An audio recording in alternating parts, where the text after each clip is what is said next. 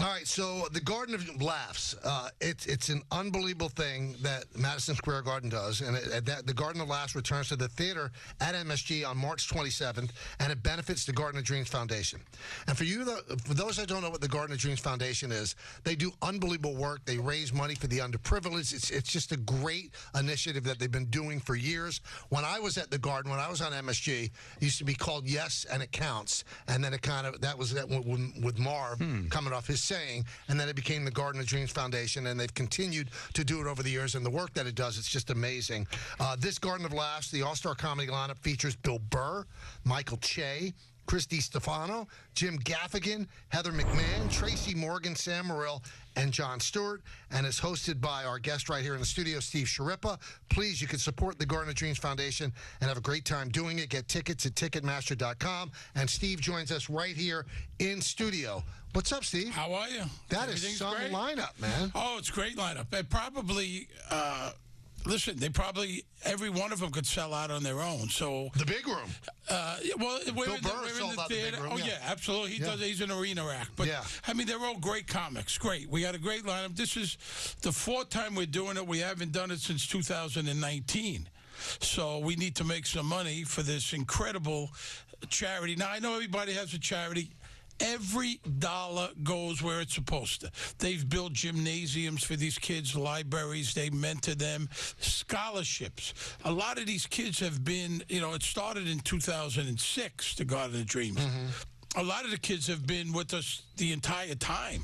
Wow. And now they're going to college, you know what I mean? Right. So it really is. They have a talent show, at Radio City, which I first went to. There was like 100 people there. Now there's thousands show up. I mean, it really does good work. And they have kind of like a Make-A-Wish where kids' dream is to meet a Rocket or one of the Rangers or the Knicks, and they go to the hospitals. I mean, it's in the tri-state area. And really, listen, Jim Dolan takes a lot of hits. He's a good guy. This is close to his heart. He puts in a lot of money. This is all Jim Dolan. And I got to tell you, it's the fourth time I'm hosting it. It's a lot of fun. I joke, but my role is like the role of a bran muffin. I keep things moving. That is what I do. So is that your real comics, and I just go up. I introduce. We also have incredible presenters. CC Sabathia this year, Victor Cruz, Whoopi Goldberg, John McEnroe, J.B. Smooth, Susie Essman, a whole bunch of people, man. So you don't try. Falco will be there. Edie Falco. So you don't try in this setting, the host setting. You don't try to be overly funny. No, you just try to get from point A to point B. Well, yeah. At the beginning, I'll speak my mind a little bit, all right, and then I just pass it off. There you go. mean, you would be a fool, to try to be funny. These guys are incredible. It's one thing to try to be funny, but then try to be funny when you're surrounded by comedians, right? Absolutely. I'm sure you're very funny, but now I'm going to have to compare you to guys that are professional. Absolutely, but you also know a lot of comedians, when they're not on stage, aren't very funny. I know. I'm sure you've met your share. Yeah. I dealt with them in Vegas for many, many years. Most of them are very unfunny and depressed. Right, and then they get on stage and they light up. It's a bizarre they're incredible, thing. And that's what it's all about. So I was there in 2019. I'm just curious, like, when you get people like that together, backstage, are they trying to make each other laugh, or are they just quiet? No, they're just doing their thing, concentrating. Really? They got to go out there. It's 5,500 people. They're all friendly.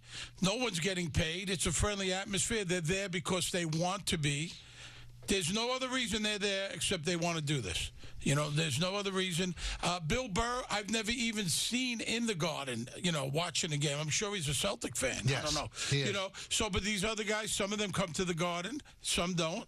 And they're there because they want to be. So backstage, they all know each other or know of each other, obviously, and it's, a lot of fun. And people also got to concentrate. They want to do well. It almost becomes maybe a little bit like a competition. There's 8 great comics, and I don't want to be the guy to eat it, Right, of course.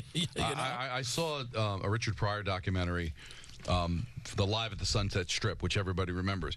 He had bombed the night before, so he had to redo the show. And so they showed him walking to the stage, and he looked like a boxer about to go onto the mat. Like, he was just so focused. You could see the preparation in his face. You're around athletes all the time, but when you see these guys as they're preparing backstage, is it similar? Like the way that they prepare themselves to go on stage? You know, a lot of comics will tell you, they go, you know, showcase clubs, a Comedy Store, the Improv. If they do bad, for whatever reason, they go on stage, they do bad, they have to immediately get back on another stage. Oh, they have to. They'll go across town. You know, they say, I got to get up there. I got to make sure, you know, what happened here. You know what I mean? So, absolutely. I mean, there's a lot of focus. Listen, they're doing an hour, hour and a half of material. This isn't easy to remember and to be funny and the punchlines and hit it right. You know, it's a very underrated art form. Stand-up comedians, they don't get the recognition that they should. Well, the thing is, but when they get it, they get so much of it. Like, if you make it to that level, because then you end up, because there's so many, to your point, Steve, that struggle, right? And then we see them, they're up at the cellar every night, they're at the stand every night, working out. But if you make it to that level, then you get to be one man on a stage collecting 15,000 people. Yeah, but that's the thing. I mean, it's not like sports. Hey, look, in basketball, you could hide. You could actually hide on the court, right? Guys just disappear. We've known that, right? On radio, you can do that. The guys disappear, right? You can't do it in baseball. You could do it in football. You can't do it as a stand-up comic. Right. Right. Everyone's there to see you. We had an argument last Friday. I want to get your take on it. You know me a little bit. I think that if I had dedicated my life to it, I think I'd be a great stand-up comic. What do you think? I think you would have. Yeah. Thank you. I think you would have. You see something in me, right? Absolutely. You realize who you are, right? No, but I'm being You've established yourself in this country as a great actor, a great auditor. He can't do a thing for you. There's nothing he can do. Why are you kissing his fan? Not a thing. Not only can't he do it, he wouldn't want to. What are you doing? I think if Michael put the time in, and it's going to take 10 years. Yes. It's going to take 10 years for you to be any good. If you're ready to get on stage 3 times a night for 10 years, I think I can you can do it. Thank you. Thank you. See, watch this. Watch it. How about me? See? I guess. And again, I can't do anything for you either. I want to be nice. Right? But there's the perception that he's not gonna do a thing. I know people. I'll at least try. I'm not saying I can't. He won't even try. Steve can't help all of us. I know, but we can't help him. I'm just saying. Take your hat back. Wow, very sensitive. There's a lot of energy. You're walking into a place with a lot of energy. Now, speaking of sad and a lot of energy, you were in the building on that Saturday night when the Lakers came to town and the Knicks were scorching hot. Yeah. We had a really, really big moment where at that point the injuries hadn't kicked in yet, and this team was rolling. How disappointing was that night? What was the energy like on the positive side? What was the energy like leading to tip? But let me tell you something. It was, listen, you feel it's like a boxing match. Championship boxing match in Vegas, where I used to go a lot in the 80s. You feel it in the air in the whole city, and that's how it is, before the game. Everybody comes out. Everybody really comes out. Front runners come out that don't go to any other games all season. And you see them because you're there all the time. Usually they want to be there, right? This is what I don't understand.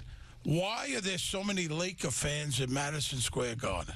Always. Lakers. Why are there so many Celtic fans? Why are there so many? There was Golden State. Always. I wouldn't have known where I was. Right. What are you cheering for Golden State, man? You're a Knicks fan or you're not? Because you know how the NBA is. It's star-driven. So as long as LeBron James is a Laker, and before him Kobe and Magic, and even though the Warriors are not a great team, they still have Curry. There are people that are NBA fans that follow the players. Yeah, but listen. I've been a Knicks fan since I'm 8 years old. You know how tough things have been. Now things are pretty good. And I've stuck with it the whole time. I've rooted for the Knicks the whole time. I don't care who's in the building, and I've seen everyone there. So that's just my take. I go to Yankee Stadium. I root for the Yankees. The Yankee Stadium is much better in that regard. Isn't that interesting? Let me just jump in because we have some more football signings. Oh. Giants are giving former Texans running back Devin Singletary 3-year, $16.5 million deal. Well, it's much cheaper. Worth up to $19.5 million, according to a source. And then That's half of what they would have paid Saquon. Right. A little less than. And I think he'll give you more than. No, he won't More give you than half half. of. Yes. And the Barkley. Packers gave Xavier McKinney a 4-year, $68 million deal, 17 a year. Wow. Good for So him. that's why the Giants Good for lost McKinnon. him. So there you have it. I'm sorry. Steve Schirripa is with us. I don't care that you interrupted me. It doesn't bother me at all. No, but as long as Wait it's until you fun. get on stage and I heckle Right, you. there you go. How would you like that? Well, it's funny though with what you were saying about Yankee Stadium. You go and you root for the Yankees. A lot of you go with the Red Sox. A lot of Red Sox fans. Okay, Red Sox, I'll give them, but by and large, Michael, you're there all the time. The Yankee, it's not like the Garden. It really is mostly Yankee fans night in, night out. No. Mostly. Like the Red Sox try to get in, but mostly Yankee fans keep their tickets. I think the Knicks get sold out all the time because I think people that come into New York City want to go to the Garden. They just they want to see the Garden. It's too expensive to even have season tickets to the. And to the sometimes Garden. you can amortize your cost of your season ticket by selling it to a Red Sox, to a Celtic fan, or to a Laker fan. I guess that's what must happen. You know? Yeah, let me make some of my money back, and I'll go to the other games. That was happening because that always annoys me. I'm there to watch the Knicks win. Yeah. You know? Now you're a former athlete. You played what for Brooklyn College? I played Brooklyn College. I played at John Jay College as a freshman many moons ago, and I played at Brooklyn College for 3 years. I was a captain my last 2 years, and I played in the Garden. How many did you score? 13 points in the Garden. Wow. We lost to Hunter. It was a college triple header, and it's 100 pounds ago. And Pretty cool, though. I could play, and Yeah. I played everywhere. I did. I played everywhere. I had tried out for a team in Israel. I was thinking about going. They wanted me to work on a kibbutz. I decided against that, and that's the story. Wow. But I love playing. I played all over the city. I played in 5 summer leagues every night of the So week. when you go to a Knick game, I mean, you see all these pretty people go to the Knick game and they have the good seat. They're there to be seen, a lot of them. But you're actually watching the I'm game. watching the game, and I'm watching the other team. I like a good basketball game. Right. I'm going to go to the Big East Friday. You know, I like basketball. I like to watch. You like this Knick team? Very much. And I think if everybody didn't get hurt, I think we would be really, really, really good. And they're playing really hard, and the best is yet to come. Now, you're going to have to show your athleticism on June 1st. You're throwing out the first pitch at the Somerset Patriot game. I'm throwing out the first pitch. It's Soprano night, Steve Schirripa night. I have a dog. I have a wiener dog that's kind of famous. His name is Willie. Right. And they want me and Willie to come out. He'll be on the field with me. And then we're signing autographs and taking pictures. And they got incredible food specials, a special sandwich that called a Schirripa sandwich. They're going to have Karen's Baked Ziti and all kinds of good stuff. We're going to have a lot of fun. And Now, I've told you this before off the air. Meredith Morakovitz, who I work with on Yankee, she wants to take care of your dog if you ever out You've of town. heard of Willie Boy. Yeah, absolutely. There's not a day that doesn't go by they ask, where's the dog? Where's the dog? Right. What makes Willie such a special dog? Because I feed him. I feed him on Instagram. Oh yeah, I've seen it. Yeah, I feed him. So we're going to be there. It's June 1st. You go to SomersetPatriots.com, and we're looking forward. It's going to be fun. Have you ever been? Really, I have not been. I live right down there. We go all the time, take the kids, and now, but since it's Yankees AA, and the quality of play is great, it's a nice ballpark. I think you're going to have a lot of fun there. Are you going to come June 1st? As long as there's no Ranger playoffs, I will be there. Okay. Well, there could he be. would have invited you to be with him, but he you had didn't no just idea. strike Listen, out like I'm- you did before in the man. Yeah, you lashed. You lashed. You lashed out No, at him because I he said, lashed out. I'm trying to wake him up. No. He understands. No, that. wait, He's a you can't do a professional. thing for him. The guy used to book comics and I know, Vegas. so he can knows see how to it. schmooze. I have it in my gut. Right. It's something you feel. There's not a comic No. that hasn't worked for me years ago. Really? No, Everybody? Just about everybody. No, you has have worked for me. because of what you did in Vegas, you have a sense of how someone might be able to help me in my career. Right, fill the room. You misunderstood and thought Michael could help you. He can't. He's not going to do it. Animal. This guy's an animal. Listen, I'm beyond help. I'm on the back nine. Did you ever work with Rickles? I didn't work with him, but I knew Rickles. And Was I he nice? Oh, the nicest guy. Really? The nicest man. Absolutely. I'll tell you a funny story. Jilly Rizzo, who was Sinatra's right-hand man, right? So, 2 o'clock in the morning. I'm working at the Riviera. They say Sinatra's coming over. They're going to have a birthday party. Wow. 2 a.m. He was playing at Bally's. I wasn't married at the time to my wife. I call her. I said, Sinatra's coming. I wake her up. She gets dressed, comes down, right? They walk in. There's a U-shaped table, 25 people. Sinatra's got a half a bottle of Jack Daniels, and he's wearing a members-only shirt that's a jacket that says Frank. Love members only. Frank. Yeah. All right, and Rickles is there. Corbett Monica is there. Jerry Vale is there. Wow. Right? All these guys. Bernie Allen, who was a comic, he's there. I remember that name. And Sinatra's drunk. Okay. How old is he about then? In the 60s? It's 1987, so whatever that is. Okay. No, he's older than 60. Yeah, early 70s maybe? I don't know. What yeah, year was he yeah. born? We'll That's check it not true. 1987. So he comes in, everyone's getting up to say a little something about Jilly. It's Jilly's 70th birthday. And Rickles starts going off, and Sinatra goes, "Shut up, Don." And I mean it. Like everyone cowered. Like, this is a party. Right. Wow. And he could just shut it all down in 1 second. Yeah, and then it just continued on. Obviously, it was something that always happened. And then later on, the one person that I really wanted to have a picture with is Sinatra, and I got that You picture. got the picture. I got the picture. Oh, where do you? I was young. I had white teeth. Where's this I was displayed? skinny. Is the photo up in the house? Oh, yeah. He was It's on 72. my wall. He 72. was 72. In 87, yeah. Yeah, he was playing Bally's. This was at the Riviera. It was, it ended at 4 o'clock. It was like no big deal. It was after his show. And Did you ever meet? I mean, you're too young for Elvis, right? yeah, too young for Elvis. I wish I did. No Elvis. Wayne Newton? Wayne Newton, yeah. I worked for Wayne Newton. Nice guy. Really? Very nice guy. I worked with him. We filmed something together for Drew Carey years ago. Did you ever? What book, other comics? Did you ever book the late great Richard Lewis?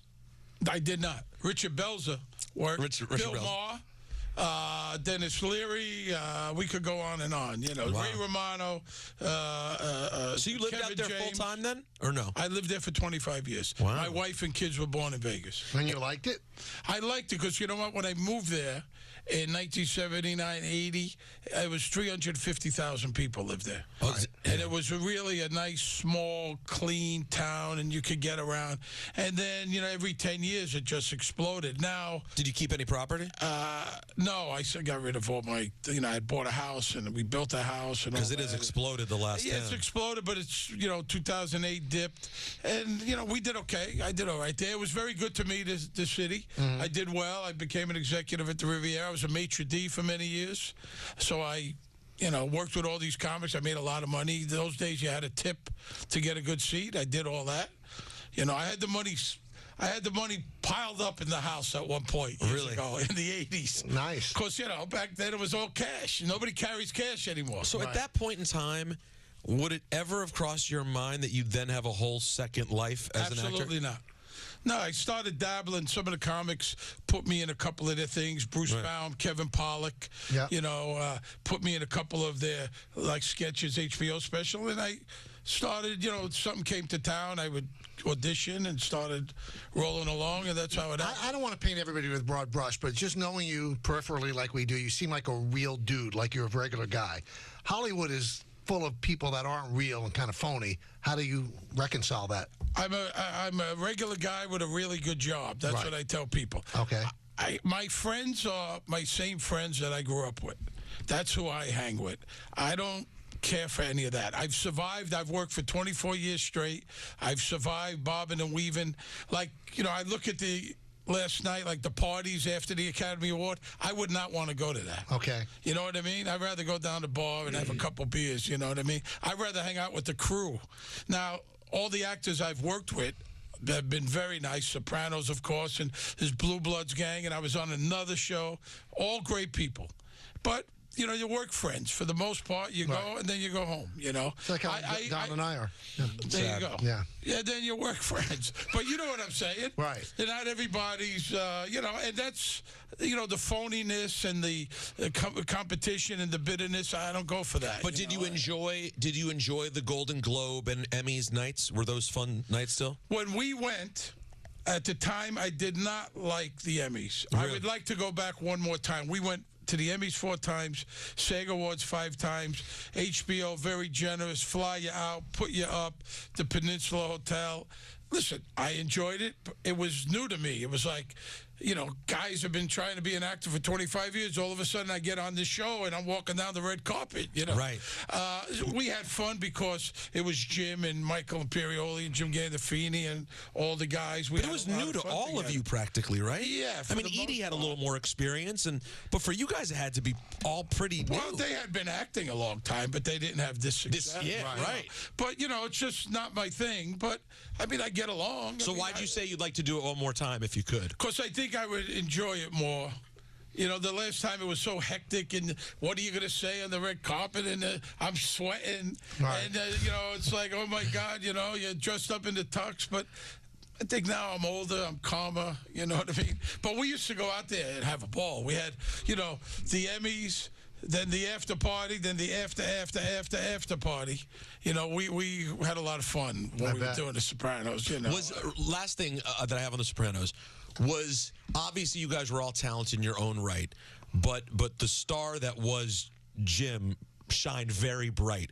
Was it also just sort of exciting to be in his orbit at that time? A guy who was just kind of, he was a moment in time, James Gandolfini. Yeah, well, the thing is with Jim, even when you went out, he was a lot of fun. And liked to party, right? Very much so, as we all did.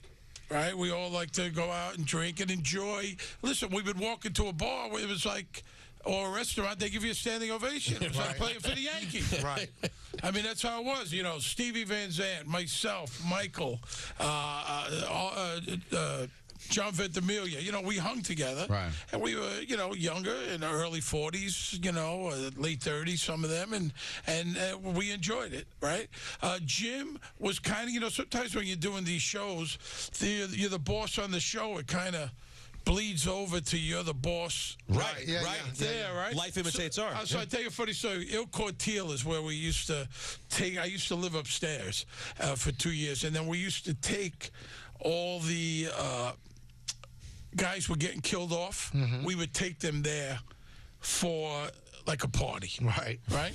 And so I used to live upstairs. They were like family to me, the people, the Carmine Esposito, right? I go down there, I invite a bunch of guys. Suddenly it grows, and there's about 10 guys, and we're all eating and drinking and having a good time. And I go to the bathroom, and I pick up the check. And they take good care of me and bought us a bunch of stuff. So Jim says, give me, it's over. Jim says, give me the check. And I said, they said, Steve got it. And check. So I apologize. 7-second delay, right? There you go. Give me the check. Give me the check. I said, this isn't the show. Like you tell me what to do and I do it. This is not how it works. Really? I invited. I'm paying. How did he take that? It was fine. Yeah. But I had to explain it to him. This isn't. Right. There's not cameras here. This is, And he was very generous. He picked up checks, and I told you that. Yeah. He gave us $33,000 each 1 year. $33,000. 2004. He had a big contract dispute with HBO, and when it was over, he called 16 of us, the regular cast, and gave each one of us a check for $33,333. Why that number? I do not know. That is a lot of money. And we went in, one by one, in his trailer, and he said, thanks for sticking by me. And that was it. And he gave every single one of us. That's Steve Schirripa. Tell people how they can buy tickets to Garden of Laughs. Just Ticketmaster. Garden of Laughs, March 27th. It's my wife Laura's birthday. Hey, happy birthday, Laura. Early birthday. So it's going to be a great night. Go to Ticketmaster. There's tickets left. We're getting low, so get them quick. Yeah. And if you want to laugh, a great night of comedy for an incredible cause. Absolutely. A great, great, great cause. And one day you may see Michael K. on that stage. Wow, you hear that? You hear that, Don? And you know what, Don? Maybe you also. Oh, look at that. Yeah. Oh, don't Maybe you kiss up also. to me. I You doubt ain't it. nothing. I know doubt what it you very said. much. Yeah, I'll be honest. I reject I your don't think that's invitation. ever going to happen. Good to see you. Always Great seeing you guys. Yeah, good seeing you, Steve. I'll see you on June 1st. That's Yes. right. I'll be there. Yeah, he Somerset loves it. Patriots. He loves that place. Somerset, New Jersey, SomersetPatriots.com. We're going to have a lot of fun. Sounds good. That's Steve Schirripa. We have a lot more to do. First, you have to tell us about Dodge, Peter. I do.